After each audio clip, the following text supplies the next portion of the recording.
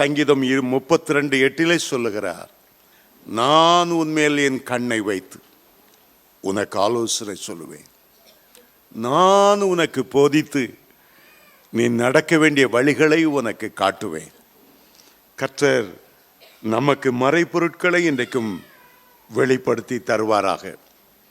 தானியேல் 7ஆம் அதிகாரம் முதல் 3 வசனங்களை நான் வாசிக்கிறேன். தானியேல் 7ஆம் அதிகாரம் முதல் 3 வசனங்கள்.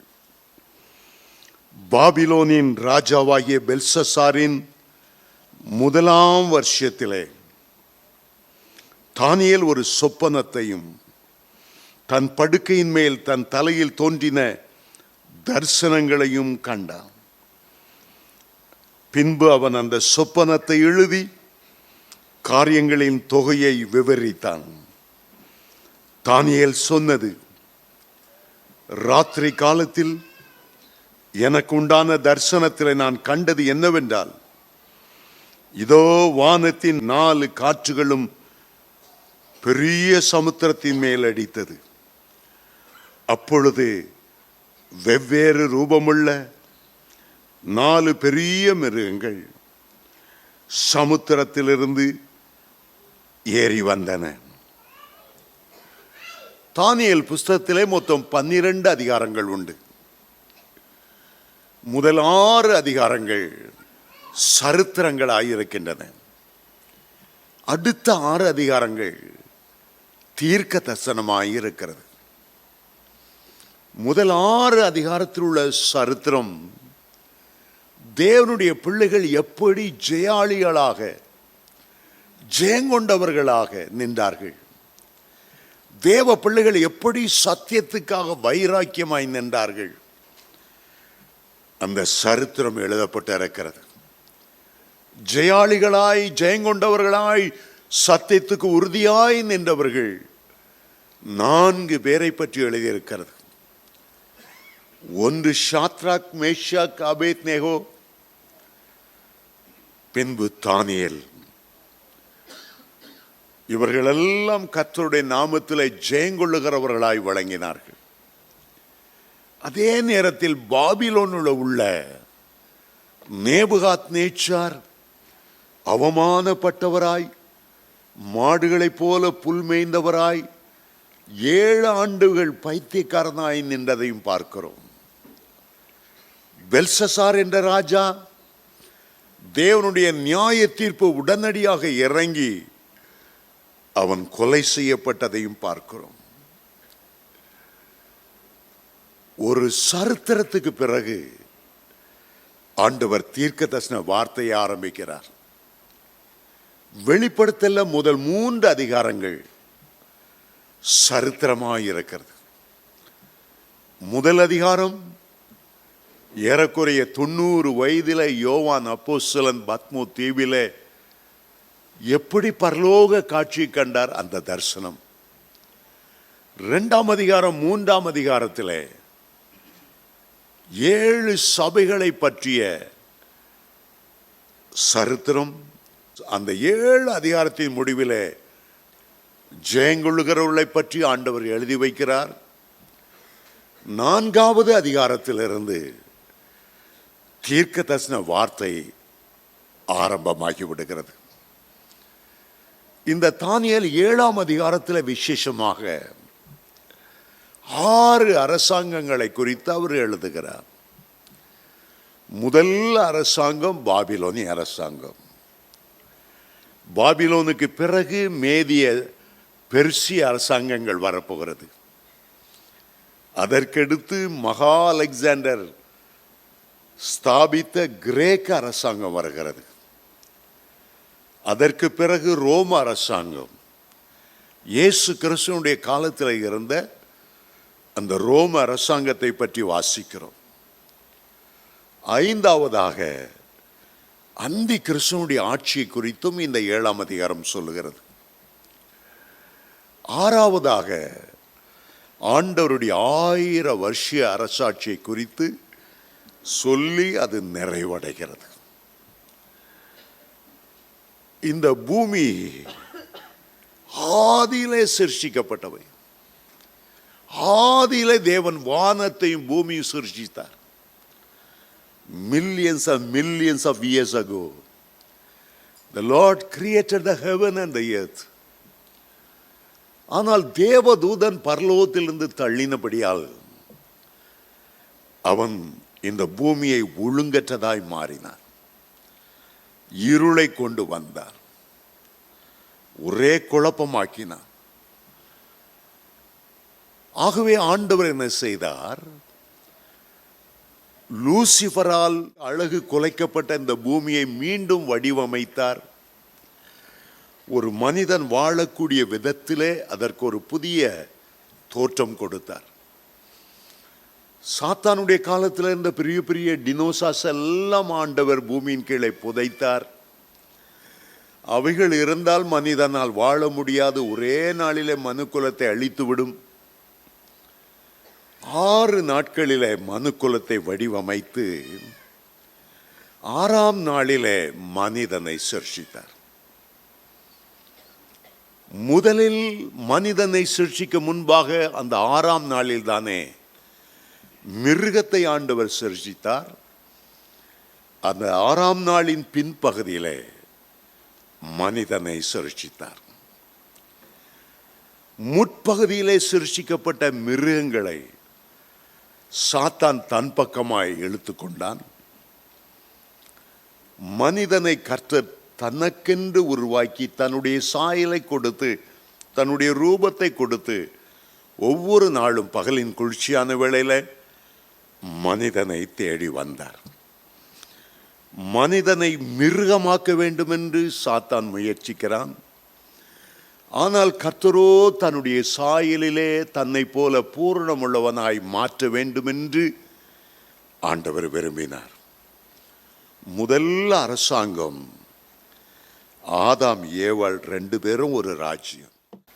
அந்த அரசாங்கத்துக்கு கீழே சகல காட்டு மிருகங்கள், நாட்டு மிருகங்கள், பறவைகள் எல்லாம் கீழ் அடங்கி இருந்தன. மனுஷனுக்கு ஆளுகையும் அதிகாரமும் கொடுத்தார்.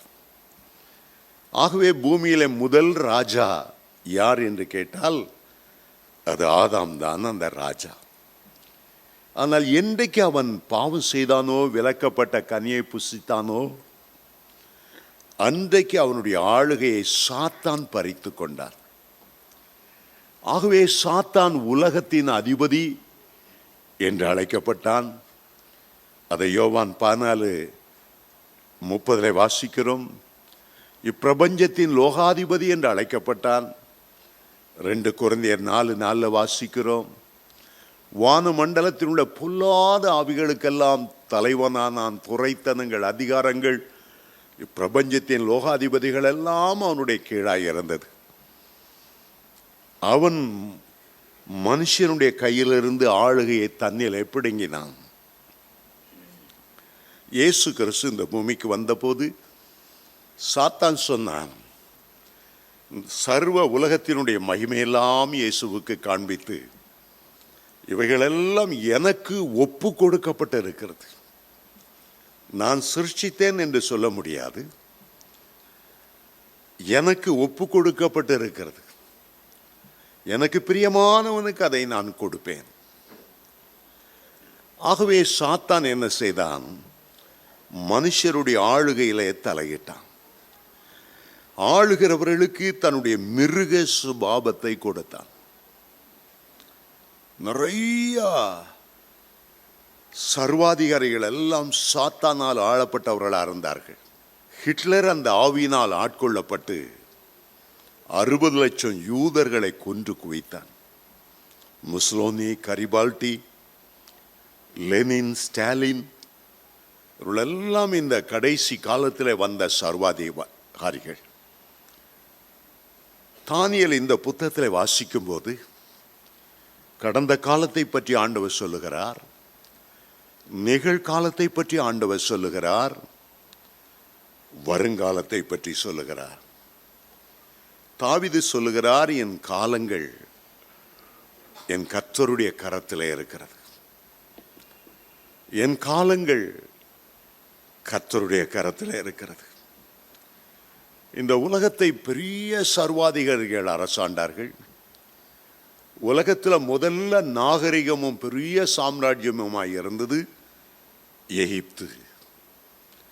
அந்த நாட்களில் தான் அவர்கள் பெரிய பிரமிடுகளை பிரமிக்கத்தக்க விதத்தில் அவர்கள் கட்டினார்கள். முதல் பிரமிடை கட்ட 23 வருடங்களானது. 1,21,000 அடிமைகளை அவர்கள் வேலை வாங்கி, பார்ப்பதற்கு ஆச்சரியமான அவ்வளவு உயரமான, எவ்வளவுக்கு எவ்வளவு உயரம் இருக்கிறதோ அவ்வளவுக்கு எவ்வளவு பூமி கீழே அஸ்திவாரம் தோண்டி அதே உயரமும் பூமி கீழும் இருக்கிறது. ஒரு பெரிய நாகரிகம் எகிப்தின் நாகரிகம். பல ராஜ்யங்கள் வந்தன. இரண்டாவது அசிரியா ராஜ்ய அந்த ராஜ்யங்கள் தோன்றினது. இஸ்ரவேலை அசிரிய தேசத்துக்கு சிறை கொண்டு போனது இந்த அசிரியர்கள் தான். ஆனால் இந்த தானியேல் தீர்க்கதரிசியின் புஸ்தகம் பாபிலோனிய சாம்ராஜ்யத்திலிருந்து ஆரம்பிக்கிறது. ஆகவே ஆண்டவர் அந்த பாபிலோன் சாம்ராஜ்யத்தையும் இனி வரப்போகிற ராஜ்யங்களை எல்லாம் நேபுகாத்நேச்சாருக்கு ஒரு சொப்பனத்தில் காண்பித்தார். ஆண்டவர் எப்போதுமே புறஜாதியாருக்கு சில காரியங்களை வெளிப்படுத்தினாலும் அதை பூரணமாய் வெளிப்படுத்துவதில்லை. பூரணமாய் தம்முடைய தாசர்களுக்கு தான் அவர் வெளிப்படுத்துவார். வேதத்தில் யோசேப்பு பார்வோனுக்கு வெளிப்படுத்தாததை ஆண்டவர் யோசேப்புக்கு வெளிப்படுத்தினார். நேபுகாத்நேச்சாருக்கு சொப்பனத்தை காண்பித்தார், ஆனால் அர்த்தத்தை தானியேலுக்கு காண்பித்தார். அப்போஸ்தலன் யோவான் பத்மு தீவில் இருந்த போது வருங்காலத்தை குறித்து ஆண்டவர் காண்பித்தார். 3 பெரிய பரிசுத்தவான்கள், யோசேப்பு, தானியேல், அப்போஸ்தலனாகிய யோவான். இன்றைக்கு நாம் கர்த்தருடைய பிள்ளைகளாக இருக்கிறோம். நமக்கு ஆண்டவர் மறைப்பொருட்களை வெளிப்படுத்தி தருகிறார். சொப்பனம் ஒரு மறைப்பொருள், தர்சனம் ஒரு மறைப்பொருள், அந்நிய பாஷை ஒரு மறைப்பொருள், தீர்க்க தரிசனம் ஒரு மறைப்பொருள். என்னாகும் 12:6 ஆண்டவர் சொன்னார், உங்களில் ஒருவன் தீர்க்கதரிசியாய் இருந்தால் அவனுக்கு நான் என்னை சொப்பனத்திலே வெளிப்படுத்தி தரிசனத்திலே அவனோடு கூட பேசுவேன். உங்கள் ஒவ்வொருவருக்கும் கொடுத்திருக்கிற ஒரு வாக்கு தத்தம்.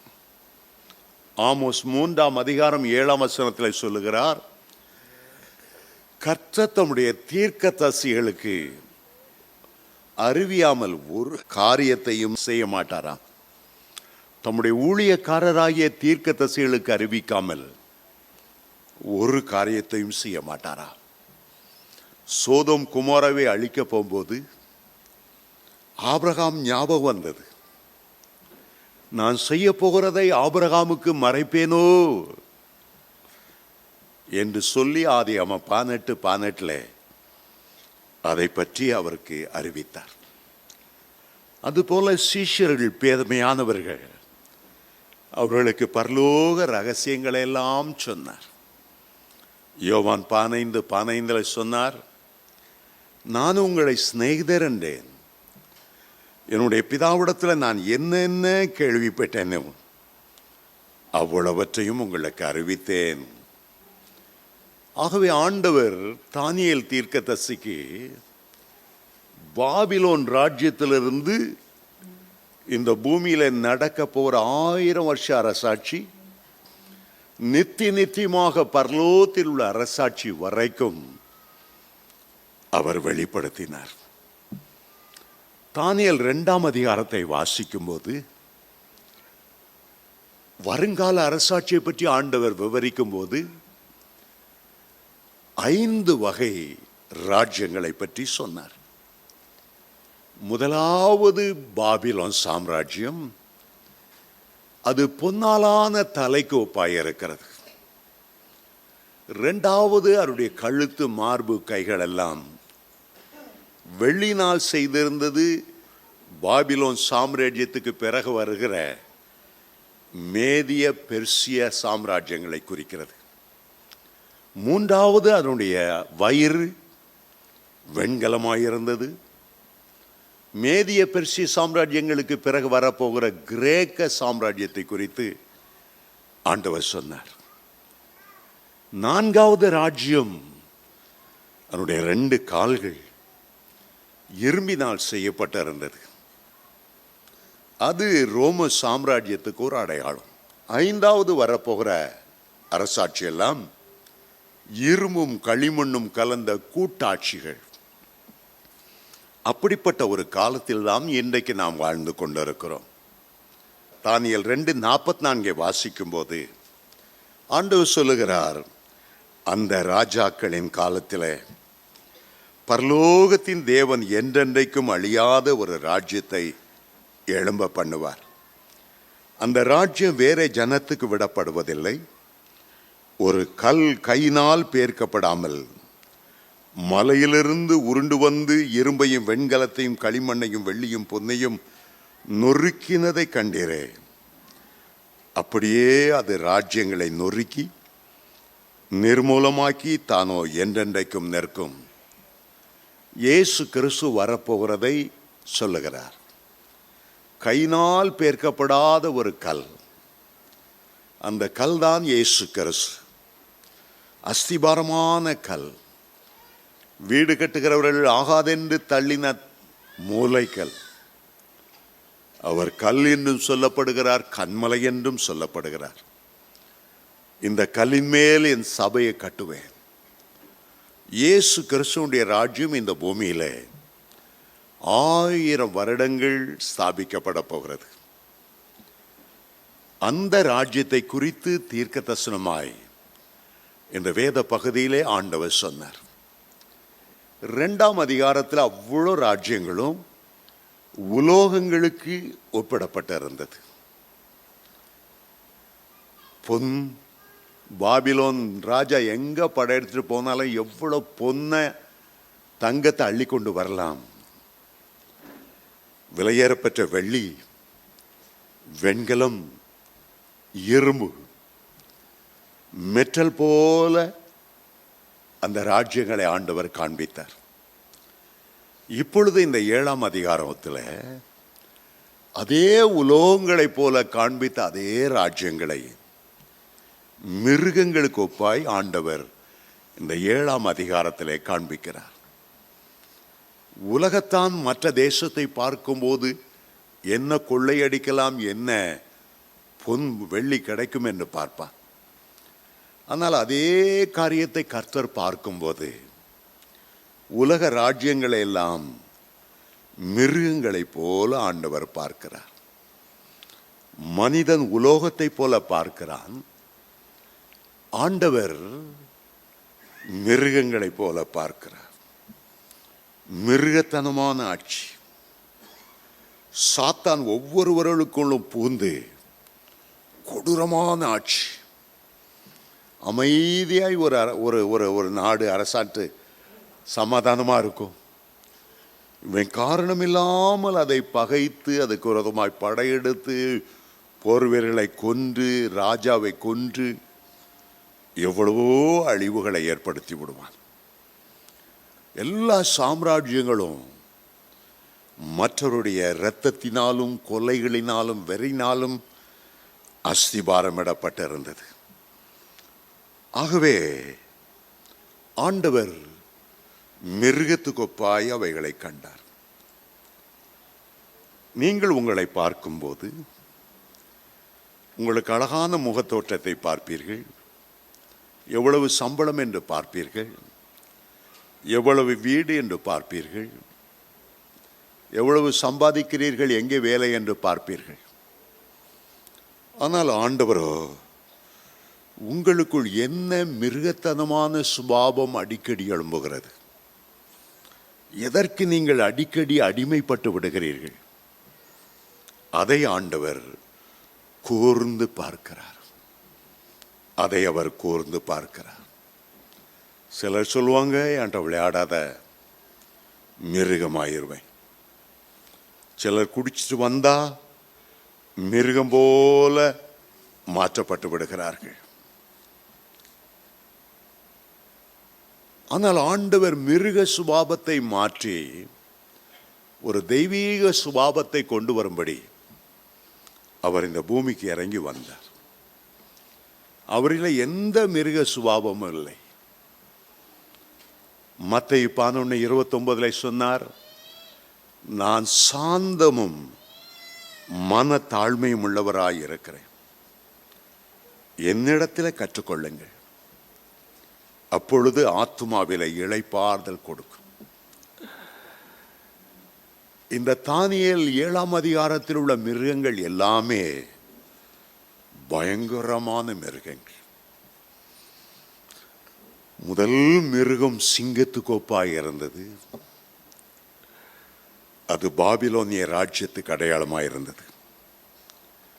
2வது மிருகம் கரடிக்கோப்பாய் இருந்தது. அது மேதிய பெர்சிய சாம்ராஜ்யங்களுக்கு ஒப்பாய் இருந்தது. 3வது மிருகம் சிறுத்தை.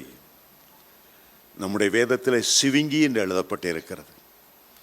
ஆங்கிலத்தில் லெப்பர்ட், சிறுத்தை. 4வது மிருகத்துக்கு பெயர் கொடுக்கப்படவில்லை. மகா பயங்கரமான ஒரு மிருகம் என்றுதான் குறிப்பிடப்பட்டிருக்கிறது. சாத்தான் எப்போதுமே மனிதனுக்குள்ள மிருக சுபாவத்தை தட்டி எழுப்புகிறான். நம்முடைய ஆண்டவரை பார்க்கும்போது கொடூரமான மிருகத்தை போல அல்ல, சாதுவான ஆட்டுக்குட்டியை போல இருக்கிறார். இதில் உள்ள 4 மிருகங்களும் மனிதனுக்கு எந்த விதத்திலும் பயனுள்ள ஒரு மிருகமாக, ஆடாக, மாடாக, ஒரு அழகான மானாக, இனிமையான சுபாவமுள்ள எந்த மிருகமாய் இல்லாமல், ஜனங்கள் விரும்பி வளர்க்கிற மிருகமாய் இல்லாமல், கொடூரமானதாய் கடித்து பட்சிக்கிறதாய் இரத்தம் சிந்துகிறதாய் இருக்கிற மிருகங்களுக்குத்தான் ஆண்டவர் ஒப்பிட்டு சொன்னார். அருமையான தேவனுடைய பிள்ளைகளே, நாம் ஏன் ஆலயத்துக்கு வருகிறோம்? ஏன் ஆண்டவரை தொழுது கொள்ளுகிறோம்? ஏன் ஜெபிக்கிறோம்? ஏன் தேவனுடைய பிள்ளைகளுடைய ஐக்கியத்தில் இருக்கிறோம்? ஒவ்வொரு நாளும் நம்முடைய சுபாவம் தெய்வீக சுபாவமாய் மாற வேண்டும் என்பதற்காகத்தான். நமக்குள்ளே அந்த மிருகங்கள் இருக்கக்கூடாது, மிருகத்தனங்கள் வரக்கூடாது. அனுதினமும் நாம் பூரணப்பட்டு, அனுதினமும் பரிசுத்தமாக்கப்பட்டு, ஒரு தூய்மையான, ஒரு உன்னதமான, ஒரு மேன்மையான, பரலோகம் அங்கீகரிக்கக்கூடிய ஒரு வாழ்வுக்குள் கடந்து போகும்போதுதான் கர்த்தருடைய வருகையில் நாம் எடுத்துக்கொள்ளப்படுவோம். மிருக சுபாவத்தை பரலோகத்துக்கு ஆண்டவர் கொண்டு போக விரும்புவதில்லை. ஒரு தாழ்மையான ஆட்டுக்குட்டியோட தான் சியோன் பர்வதத்தில் ஆட்டுக்குட்டியானவரோடு 1,44,000 பேர் நின்றார்களா. கொடூரமான மிருகத்தை போல அல்ல, அடிக்கப்பட்ட வண்ணமாயிருக்கிற ஆட்டுக்குட்டியின் சுபாவத்தை தரித்து கொள்ளும்படிதான் நமக்கு இந்த பூமியில நல்ல வாய்ப்புகளை ஆண்டவர் கொடுத்திருக்கிறார். இந்த தானியேல் புஸ்தகம் முழுவதும் 6 சொப்பனங்கள் அடிப்படையில் இருக்கிறது. 2ஆம் அதிகாரத்தில் நேபுகாத் நேச்சார் கண்ட ஒரு உலோகத்தினாலான ஒரு பொற்சிலை, அது அவருடைய முதல் தரிசனம். 2வது தரிசனம் ஒரு பெரிய விருட்சம், மரத்தை போன்ற 2வது தரிசனத்தை தானியேல் 5ஆம் அதிகாரத்தில் வாசிக்கிறோம். இந்த 7ஆம் அதிகாரத்திலிருந்து தானியேலுக்கு ஆண்டவர் 4 தரிசனங்களை கொடுத்ததை பார்க்கிறோம். ஆகவே இந்த தானியேல் தீர்க்கதரிசியின் புஸ்தகம் முழுவதும் 6 தரிசனங்களால் ஆன ஒரு புத்தகம். 2 தரிசனம் நேபுகாத் நேச்சாருக்கு, ஆனால் 4 தரிசனம் தானியேலுக்கு. 7ஆம் அதிகாரம் முழுவதும் தானியேலுக்கு கொடுத்த தரிசனம். 8ஆம் அதிகாரம் முதல் வசனத்திலிருந்து தானியேலுக்கு 2வது தரிசனம். 9ஆம் அதிகாரம் 20ஆம் வசனத்திலிருந்து 27ஆம் வசனம் வரையிலும் அவருக்கு கிடைத்த 3வது தரிசனம். தானியேல் 10ஆம் அதிகாரத்தில் அவருக்கு கிடைத்த 4வது தரிசனம். இப்போது நான் வாசித்த சரித்திரம் போல அல்ல, வரலாறு போல அல்ல, மிக மிக மிக மிக ஆழமான வேத பகுதிக்குள் செல்ல போகிறோம். தானியேல் தீர்க்கதரிசிக்கு எல்லா சொப்பனங்களையும் தரிசனங்களையும் கொடுத்து விட்டு கடைசியாய் ஆண்டவர் சொன்னார், இதை முடிவு காலம் வரைக்கும் முத்திரை போடு. இது வெளிப்பட வேண்டாம், ஆனால் முடிவு காலத்தில் தான் இந்த தரிசனங்களினுடைய மறைபொருட்கள் வெளிப்படுத்தப்பட வேண்டும். அப்போதான் தேவ ஜனங்கள் கர்த்தருடைய வருகைக்கு ஆயத்தமாக முடியும். அப்போதான் பரிசுத்தமுள்ளவர்கள் இன்னும் பரிசுத்தமாக முடியும். ஆகவே இவைகளெல்லாம் பழைய ஏற்பாட்டு காலத்தில் முத்திரையிடப்பட்டவை. அபிஷேகத்தின் பின்மாறி காலம் ஊற்றப்படுகிற வரையிலும் இவை முத்திரை போடப்பட்டவைகளாகவே இருந்தது. ஆனால் யோவானுக்கு ஆண்டவர் வெளிப்படுத்தின விசேஷத்தை கொடுத்து விட்டு முடிவாய் அவர் சொல்லுகிறார், இந்த புத்தகத்துக்கு முத்திரை போட வேண்டாம். தானியேல் தீர்க்கதரிசியின் புத்தகம் முத்திரை போடப்பட்ட வருஷம். ஆனால் வெளிப்படுத்தின விசேஷத்தை முடிக்கும் போது ஆண்டவர் சொன்னார், இதை முத்திரை போடாதே, காலம் சமீபமாகிவிட்டது. பழைய ஏற்பாட்டிலே தானியேலும் புதிய ஏற்பாட்டிலே அப்போஸ்தலனாகிய பவுலும் மிக சிறந்த ஆழமான ரகசியங்களை வெளிப்படுத்தினார்கள். இந்த ரகசியங்கள் வெளிப்படுத்தப்பட்ட போது 2 தீர்க்கதரிசிகளுமே இஸ்ரவேல் தேசத்திலே இல்லை. தானியேல் தீர்க்கதரிசி பாபிலோன் சிறையிருப்பில் இருந்தார். அப்போஸ்தலனாகிய யோவான் ரோம அரசாங்கத்தால் சிறைப்பிடிக்கப்பட்டு பத்மு என்ற தீவில் இருந்தார். அந்நிய தேசங்களில் இறந்தபோது கர்த்தர் அவர்களுக்கு பரலோகத்தை திறந்து கொடுத்தார். தானியேல் தீர்க்கதரிசன வார்த்தைகளை எழுதும்போது சொப்பனத்தில் கண்டு தர்சனத்தில் கண்டு இந்த தீர்க்க தரிசனத்தை எழுதினார். ஆனால் அப்போஸ்தலனாகிய யோவான் அப்படி அல்ல, ஆவிக்குள்ளாகி பரலோகத்துக்கு எடுத்துக்கொள்ளப்பட்டு அந்த காட்சிகளெல்லாம் முகாமுகமாய் கண்டு வெளிப்படுத்தின விசேஷத்தில் எழுதினார். ஆகவே தானியேல் தீர்க்கதரிசியின் புத்தகத்துக்கும் வெளிப்படுத்தின விசேஷத்துக்கும் மிக மிக மிக மிக வித்தியாசம் இருக்கின்றன. சரி, இவைகளை நான் முன்னுரையாய் கொடுத்திருக்கிறேன். இப்பொழுது நான் உள்ளே செல்ல பிரியப்படுகிறேன். முதல் 3 வசனங்களை நான் மீண்டும் ஒரு முறை வாசித்து விட்டு 4ஆம் வசனத்துக்கு செல்ல விரும்புகிறேன். பாபிலோன் ராஜாவாகிய பெல்சசாரின் முதல் வருஷத்திலே 5ஆம் அதிகாரத்தில் தான் நாம் பெல்ஷசாரை பற்றி படிக்கிறோம். 1000 பேருக்கு விருந்து வைத்து தேவனுடைய ஆலயத்தின் பாத்திரங்களை தீட்டுப்படுத்தின அன்று இரவே அவர் கொலை செய்யப்பட்டார். அவர் கொலை செய்யப்படுவதற்கு முன்பாக கர்த்தர் இந்த அருமையான தரிசனத்தை தானியேலுக்கு கொடுத்தார். நாட்கள் வருஷப்படி அதை ஒழுங்கு செய்திருந்திருக்க வேண்டுமானால் இந்த 7ஆம் அதிகாரம் 4ஆம் அதிகாரத்துக்கும் 5ஆம் அதிகாரத்துக்கும் நடுவிலே வைக்கப்பட்டிருந்திருக்க வேண்டும்.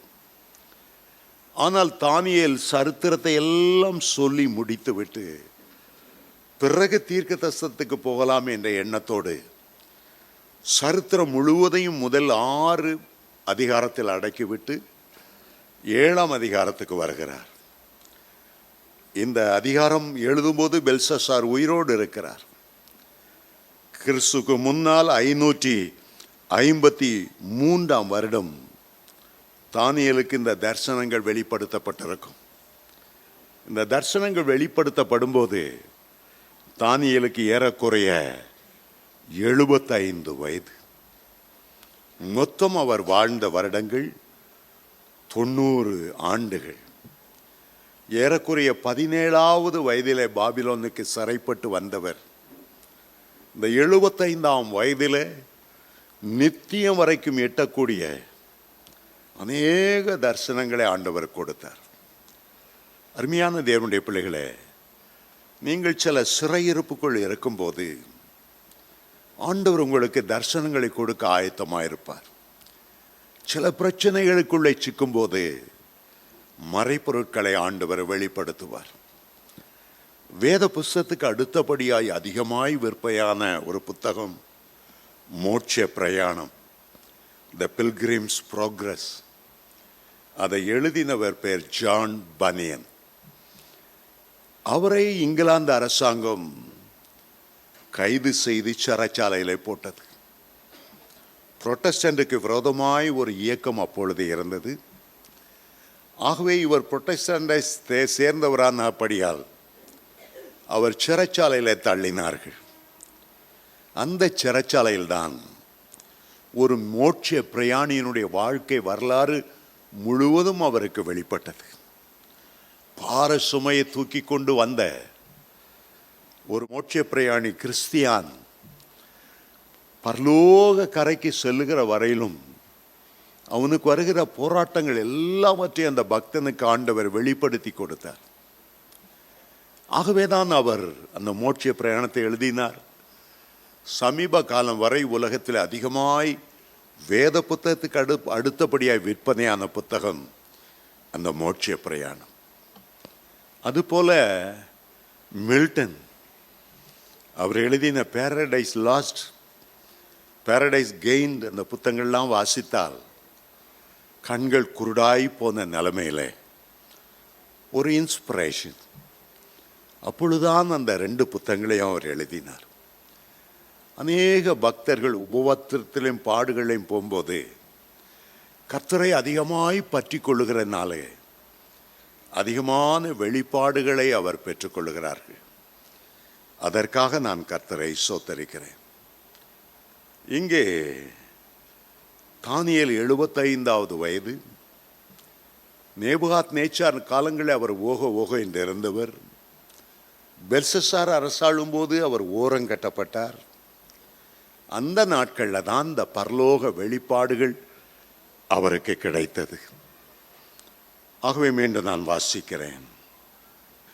பாபிலோன் ராஜாவாகிய பெல்சசார் 1ஆம் வருஷத்திலே தானியேல் ஒரு சொப்பனத்தையும் தன் படுக்கையின் மேல் தன் தலையில் தோன்றின தரிசனங்களையும் கண்டார். பின்பு அந்த சொப்பனத்தை எழுதி காரியங்களின் தொகையை விவரித்தார். தானியேல் சொன்னது, ராத்திரி காலத்தில் எனக்கு உண்டான தரிசனத்திலே நான் கண்டது என்னவென்றால், வானத்தின் 4 காற்றுகளும் பெரிய சமுத்திரத்தின் மேல் அடித்தது. வானத்தில் உள்ள 4 காற்றுகள் 4 திசையிலிருந்து வருகிற 4 காற்றுகள். இந்த 4 காற்றுகளும் என்ன செய்ததாம்? வெவ்வேறு ரூபமுடைய 4 பெரிய மிருகங்களை சமுத்திரத்திலிருந்து எழும்ப பண்ணிட்டு, அந்த வானத்திலிருந்து வீசுகிற 4 காற்றுகள் என்பது வான மண்டலத்தில் உள்ள பொல்லாத ஆவிகளின் சேனைகளை காண்பிக்கிறது. இந்த வான மண்டலத்தில் உள்ள பொல்லாத ஆவின் அந்த அவைகள் எல்லாம் 4 மிருகங்களை மேலே எழும்ப பண்ணினது. சாதாரணமாய் கிழக்கிலிருந்து வீசுகிற காற்றை கீழ்காற்று என்று அழைக்கிறோம். தெற்கே இருந்து வீசுகிற காற்றை தென்றல் என்று அழைக்கிறோம். வடக்கே இருந்து வீசுகிற காற்றை வாடை காற்று என்று அழைக்கிறோம். மேற்கிலிருந்து எழுகிற காற்றை மேல் காற்று என்று அழைக்கிறோம். நீங்கள் தானியேல் தீர்க்கதரிசி புஸ்தகத்தை வாசிக்கும் போது சில மிருகங்களை எழும்ப பண்ணுவதற்கு சில காற்றுகள் வீச வேண்டியதாயிற்று. வெளிப்படுத்தல் 11:7 பாதாளத்திலிருந்து ஏறி வருகிற ஒரு மிருகம். வெளிப்படுத்தல் 13:1 கடலிலிருந்து ஏறி வருகிற ஒரு மிருகம். வெளிப்படுத்தல் 13:11 பூமியின் கீழே இருந்து ஏறி வருகிற ஒரு மிருகம். அங்கே 3 வகை மிருகத்தை குறித்து ஆண்டவர் பேசுகிறார். ஒன்று பாதாளத்திலிருந்து ஏறி வருகிறது, அடுத்தது சமுத்திரத்திலிருந்து ஏறி வருகிறது, அடுத்தது பூமியின் கீழே இருந்து இறங்கி வருகிறது. இதற்கு என்ன காரணம்? வானத்தில் வீசுகிற 4 காற்றுகள். இந்த 3 மிருகங்களும் ஒரு மனிதனுடைய ஆவியில ஏறுகிறதும், அவனுடைய ஆத்துமாவில ஏறுகிறதும், அவனுடைய சரீரத்தில் ஏறுகிறதுமான 3 வித பொல்லாத ஆவிகளை குறிக்கிறது. மனுஷனுடைய ஆவியிலிருந்து ஒரு கள்ள தீர்க்கதரிசியை போல பிசாசு எழும்புகிறான். மனுஷனுடைய சரீரத்திலிருந்து அந்தி கிறிஸ்துவை போல ஒரு மிருகம் எழும்புகிறது. மனுஷனுடைய ஆத்துமாவிலிருந்து வலு சர்ப்பம் போல ஒரு மிருகம் எழும்புகிறது.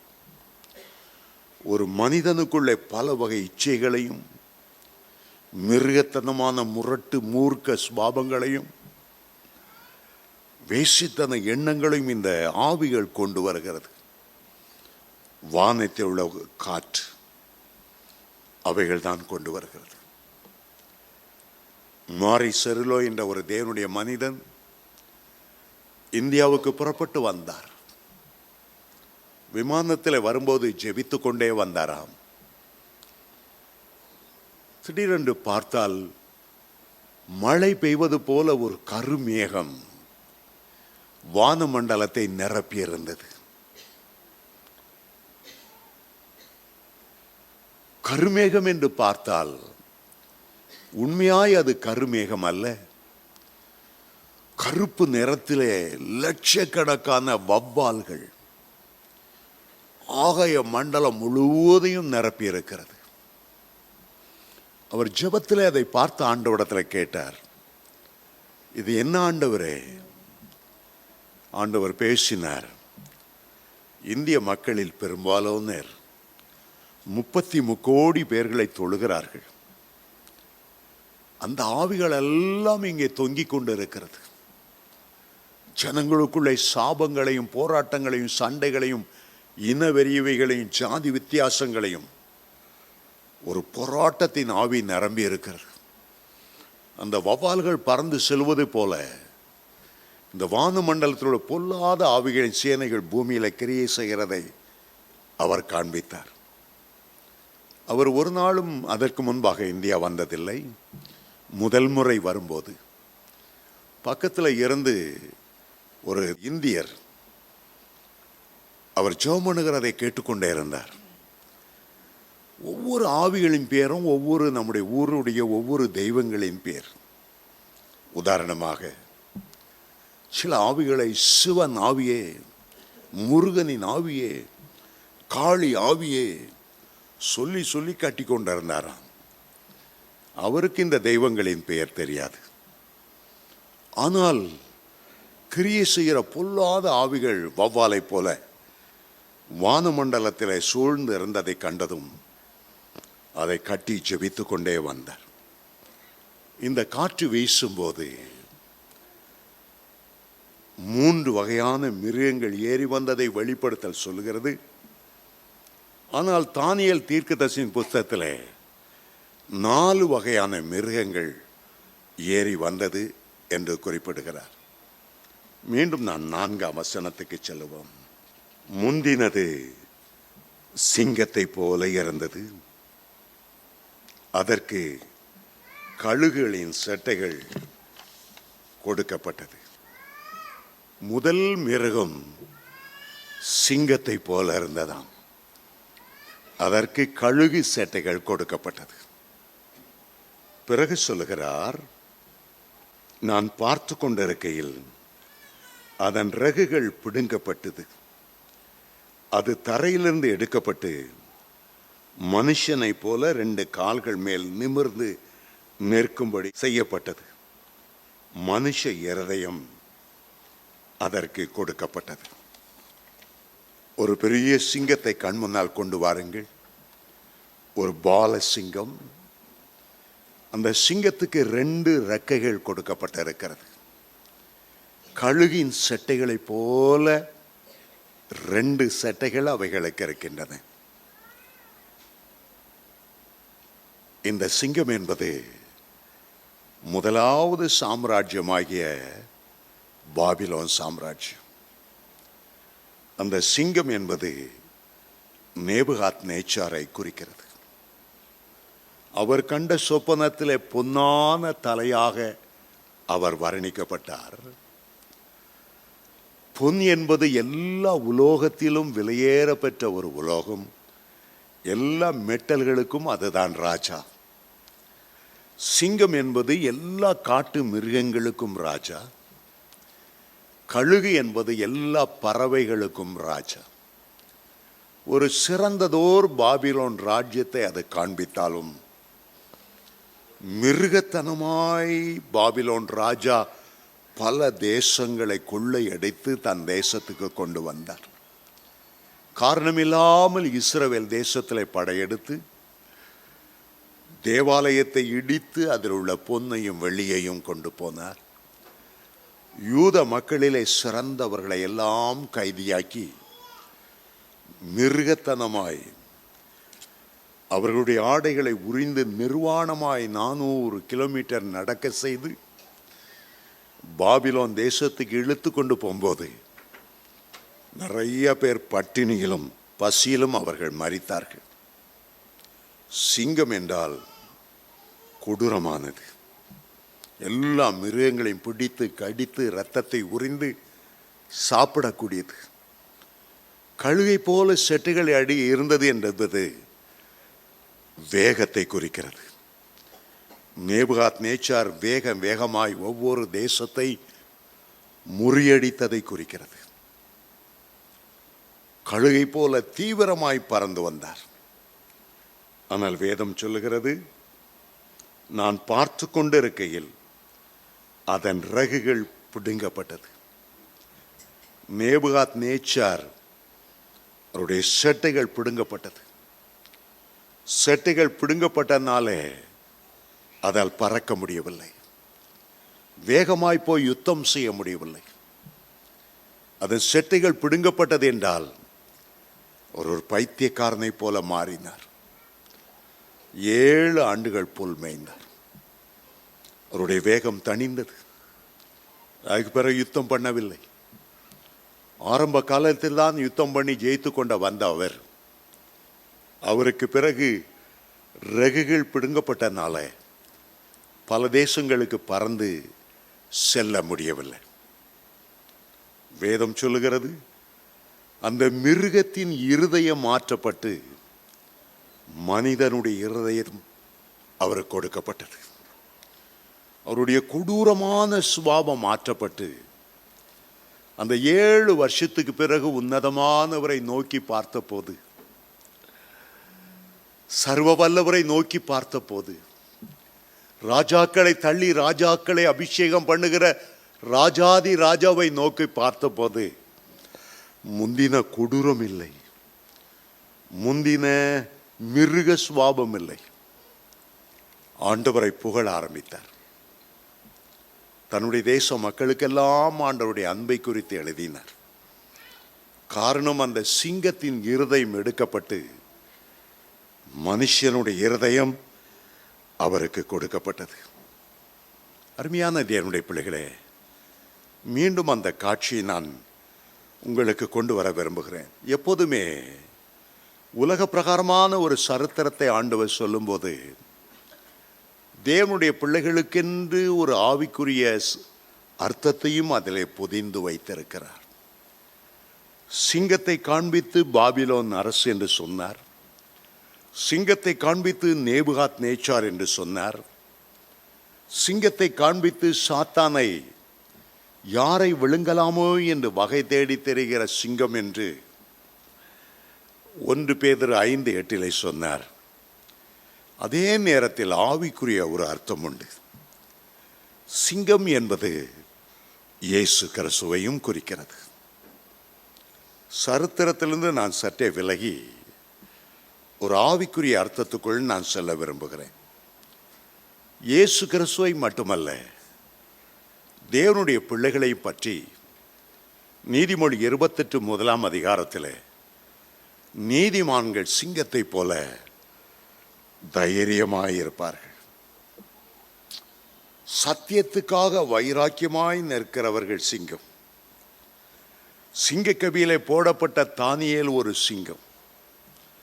ஷாத்ராக் மேஷாக் ஆபேத்நேகோ, ராஜாவே, நீர் நிறுத்தின பொற்சிலை நாங்கள் வணங்குவதில்லை என்று உமக்கு தெரிந்திருக்க கடவுது. சத்தியத்துக்காக நிற்கிற ஒரு சிங்கம். ராஜாவுக்கு ஆதரவாக சட்டம் ஏற்றி 30 நாள் ராஜாவை தவிர தொழுது கொள்ளுவதில்லை. தானியேலுடைய உள்ளம் ஒரு சிங்கத்தின் உள்ளமாய் இருந்தபடியால் பலகணிகளை திறந்து வைத்து அவர் அப்படியே ஜெபம் பண்ணினார். அதுபோல கழுகு ஒரு ராஜரீக பறவை. பிதாவாகிய தேவனை கழுகுக்கு ஒப்பிட்டு சொல்லியிருக்கிறது. கழுகு தன்னுடைய கூட்டை கலைத்து தன்னுடைய குஞ்சுகளை செட்டைகள் மேல் சுமந்து பழக்குவிக்கிறது போல கர்த்தர் ஒருவரே அவனை நடத்தினார். உபாகமம் 32ஆம் அதிகாரத்தில் நாம் அதை வாசிக்கிறோம். தேவனுடைய பிள்ளைகளையும் வேதம் கழுகுக்கு ஒப்பிட்டு சொல்லுகிறது. ஏசாயா 40:31 வாசிக்கும் போது, கர்த்தருக்கு காத்திருக்கிறவர்களோ புது பலன் அடைந்து கழுகுகளைப் போல செட்டைகள் அடித்து அவர்கள் எழும்புவார்கள். அவர்கள் ஓடினாலும் இளைப்படையார்கள், நடந்தாலும் சோர்ந்து போகார்கள். அருமையான தேவனுடைய பிள்ளைகளே, மனிதனுக்குள்ள அந்த மிருகத்தின் சுபாவங்கள் மாற்றப்பட்டு யூத சிங்கமாகிய கிறிஸ்துவினுடைய உள்ளம் நம்முடைய உள்ளமாய் இருக்கணும். கடைசி நாட்களில் அநேகர் சுபாவ அன்பை இழந்து போவார்களாம். 2 தீமோத்தேயு 1ஆம் அதிகாரம் 3ஆம் வசனத்தை வாசிக்கும் போது, கடைசி நாட்களில் மனிதர் சுபாவ அன்பு இல்லாதவர்களாகவும் கொடூரம் உள்ளவர்களாகவும் இணங்காதவர்களாகவும் இரக்கம் இல்லாதவர்களாகவும் அவர்கள் இணங்குவார்கள். அந்த சுபாவம், பிசாசின் சுபாவங்கள் தேவனுடைய பிள்ளைகளிலிருந்து அகற்றப்பட்டு விட வேண்டும். ஒரு மனிதனை கழுகை போல செட்டையில் அடித்து தேவ சமூகத்தில் உன்னதத்துக்கு, அந்த ஒளிமயமான தேசத்துக்கு நம்மை கொண்டு போகிற செட்டைகள், ஒரு பக்கம் கர்த்தரை துதிக்கிற துதி, அடுத்த பக்கம் ஆராதனை, ஒரு பக்கம் ஜெபம், மறுபக்கம் ஸ்தோத்திரம். ஸ்தோத்திரமும் துதியும் கழுகை போல நம்மை அடித்து உன்னதத்துக்கு கொண்டு போகிறது. ஆகவே 1 தெசலோனிக்கர் 5:7 எழுதும்போது, இடைவிடாமல் ஜெபம் பண்ணுங்க. நித்திரை செய்யும் போதும் கூட உடைய உள்ளத்தில் ஒரு வெளிப்பு இருக்கட்டும். ஒருவேளை இந்த இரவு என் ஆண்டவர் வருவாரானால், நான் கழுகுகளை போல செட்டைகளை அடித்து கர்த்தருடைய வருகையில நான் எதிர்கொண்டு போகணும். கழுகு ஒரு உன்னதத்துக்குரிய பறவை. பூமிக்குரிய சிந்தை, மாம்ச இச்சைகளுக்குரிய சிந்தை, எண்ணத்தை உண்போம் எண்ணத்தை உடுப்போம் என்கிறவையுடைய சிந்தையெல்லாம் மாறி, நான் அந்த ஒளிமயமான தேசத்தில் இருக்கணும், பரிசுத்தவான்களோடு சேர்ந்து நித்தியமாய் ஆண்டவரை ஆராதித்து மகிழணும்.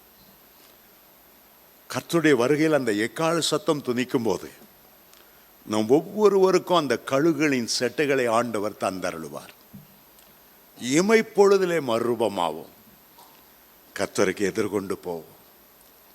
எத்தனை பாக்கியமான ஒரு காரியம்! ஆசரிப்பு கூடாரத்தை ஆண்டவர் செய்த போது அந்த மகா பரிசுத்த ஸ்தலத்தில் கேராபீன்கள் செட்டைகளை விரித்து எழும்புவதற்கு ஆயத்தமாய் இருக்கிறது போல 2 சேராபீன்கள் அந்த கிருபாசனத்தின் மேல ரெடியாய் அப்படி விரித்து உயர பறப்பதற்கு ரெடியா இருக்கிறது. நாம் எப்படி கர்த்தருடைய வருகையில இமைப்பொழுதிலே மறுரூபமாகி எடுத்துக்கொள்ளப்படுவோம்? எப்பொழுது கர்த்தருடைய வருகை இருக்கும்? எப்பொழுது என் ஆண்டவரை முகாமுகாய் நான் பார்ப்பேன்?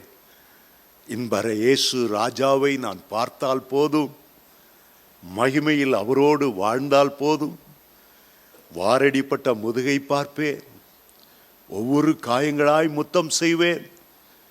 எப்போதும் இரவும் பகலும் கர்த்தருடைய வருகையில செட்டையில் அடித்து எழும்புவதற்கு ஆயத்தமான ஒரு வாழ்க்கை, ஆயத்தமான ஒரு வாழ்க்கை. ஆகவேதான் அந்த கிருபாசனத்தின் மேல், தேவனுடைய கிருபையின் மேல், அவருடைய கிருபை முற்றிலும் சார்ந்து கொண்டு ஜீவிக்கிற பரிசுத்தவான்கள் செட்டையில் அடித்து எழும்புவார்கள். கர்த்தருடைய வருகை இருக்கும்போது எக்கால சத்தம் கேட்டு அதுக்கு பிறகு ஆயத்தமாக இருக்க நமக்கு நேரம் இருக்காது. கண்ணிமை ஏமைக்கும் நேரில் நம்ம மறுரூபமாகும். கிழக்கிலிருந்து மேற்கூரை ஒரு கிளிச்சின்னு ஒரு மின்னல் அடித்து போகிறதை போல அதுக்கு பிறகு ஆயத்தமாக இருந்து கொண்டு இருக்கக்கூடாது. செட்டைகளை கீழே போட்டிருக்குது, கருக்க வந்துட்டுன்னா செட்டையை அடித்து எழும்புறதுக்கு 2-3 நிமிஷம் ஆயிரும். அதுக்குள்ளே பரிசுத்தவான்கள்லாம் போயிடுவாங்க. நீ அடிச்சு பாப்பா கொஞ்சம் தூரம் ஓடி வேகமா. ஒரு நாள் ஒரு காட்சியை பார்த்து கொண்டு இருந்தேன். ஒரு நல்ல பெரிய வாத்து, ஆகாயத்தில் அவ்வளோ உயரத்தில் பிறக்கிற ஒரு வாத்து ஒரு இடத்துல நின்றது. அதுக்கு தெரியாமல் பின்னுக்கு ஒரு நரி வந்தது.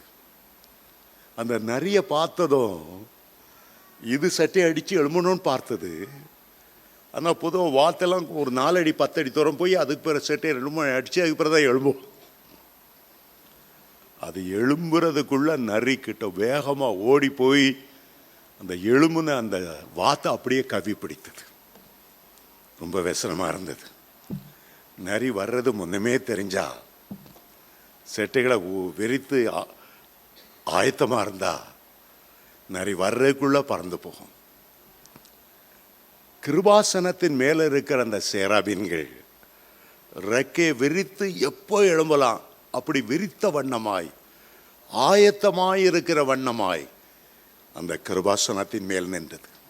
வருகைக்கு ஆயத்தமாய் இருக்க வேண்டிய ஒரு நிச்சயமான அடையாளத்தை குறித்து அது பேசுகிறது. அருமையான தேவனுடைய பிள்ளைகளே, இன்றைக்கு நான் இதோடு முடிக்கிறேன். முதல்ல ஆண்டவர் ஒரு சிங்கத்தை காண்பித்தார். அதுக்கு கழுகுகளின் சட்டைகள் இருந்தன.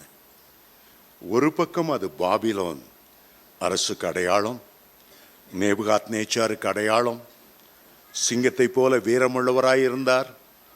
கழுகை போல வேகமாய் பறந்து அநேக ராஜ்யங்களை கைப்பற்றினார். அதே நேரத்தில் ஆவிக்குரிய பிரகாரமாக தேவனுடைய பிள்ளைகள் சத்தியத்துக்காக சிங்கத்தை போல வைராக்கியமாக இருந்தாலும் கர்த்தருடைய வருகையில் எப்போதும் எழும்பி பறக்கிறதற்கு நாம் ஆயத்தமுள்ளவர்களாக இருக்கணும். அதற்காக கர்த்தர் உங்களை ஆயத்தப்படுத்துவாராக. அடுத்த வாரம் நான் இதை தொடர்ந்து பேசுவேன். அந்தி கிறிஸ்துவனுடைய காலத்தை குறித்தும் கிறிஸ்துவின் காலத்தை குறித்தும் வெளிப்படுத்தின விசேஷத்தோடு நான் ஒப்பிட்டு பேசவிருக்கிறேன். சற்று ஆழமான ஒரு வேத பகுதியாக இருந்தாலும் நீங்கள் கற்றுக்கொள்ளணும்னு ஆவியானவர்கிட்ட கேட்டு ஜெபம் பண்ணி வந்தீர்கள் என்றால் நீங்கள் புரிந்து கொள்ளுகிற விதத்தில் மிக எளிமையான விதத்தில் மற்ற 3 மிருகங்களை குறித்தும் அந்தி கிறிஸ்துவின் ஆட்சி குறித்தும் பேச விரும்புகிறேன். கர்த்தர் உங்களை ஆசீர்வதிப்பாராக.